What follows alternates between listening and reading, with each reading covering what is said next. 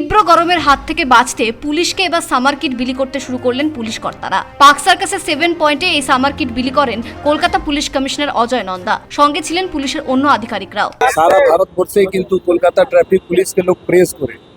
কলকাতা শহরে শুধু 7% আছে যে রোড লেন্থ আছে অ্যাজ কম্পেয়ার টু আদার সিটিজ। তো এইরকম একটা ছোট জায়গাতে এরকম সুষ্ঠুভাবে ট্রাফিক পরিচালনার জন্য যে ট্রাফিক পুলিশের ইন্টারভেনশন আছে এটা খুবই প্রশংসনীয়।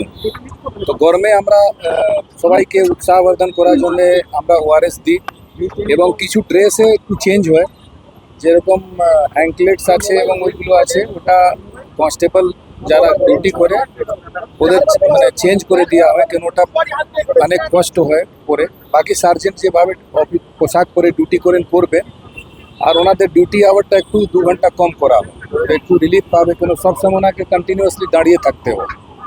এইগুলো এখানে করা হচ্ছে, আগেও করা হতো, ওই ভিত্তিতেই করা হয়। বাট অ্যাকচুয়ালি মানে আমাদের আইডিয়া এটাই আছে কি যে হার্ড ওয়ার্ক ওনারা করেন ওটা কিন্তু অ্যাপ্রিসিয়েশন, পাবলিক অ্যাপ্রিসিয়েশন এবং আমাদের পক্ষ থেকে এটা খুবই প্রয়োজনীয় আছে। সেই জন্য আমরা এটা করি। দক্ষিণবঙ্গে দাবদাহ শুরু হয়েছে। এই পরিস্থিতিতে কলকাতায় ট্রাফিক সামাল দিচ্ছেন পুলিশ কর্মীরা। তাদের স্বার্থের কথা ভেবেই এই সামার কিট বিলি করা হলো। শেখ ইরশাদের রিপোর্ট, পূবের কলম ডিজিটাল।